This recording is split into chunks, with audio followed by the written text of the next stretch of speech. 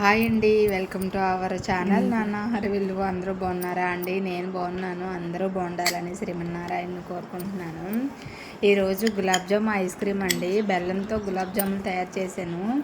Gulab జామున్తో ice cream తిన్నవారు ఎవరైనా ఉన్నారండి? Super టేస్ట్గా ఉంటుంది. గులాబ్ జామున్ని ఫ్రిడ్జ్లో పెట్టుకొని ఐస్ క్రీము కొంచెంగా వేసుకొని తింటే సూపర్గా ఉంటుందండి. సమ్మర్ కదా అండి, మధ్యాహ్నం గట్లయితే చాలా చాలా బాగుంటుంది. ఒకసారి ట్రై చేయండి. ఇలాగే ఎవరైనా ఉంటే తిన్నవారైతే కమెంట్ సెక్షన్లో కమెంట్ చేయండి.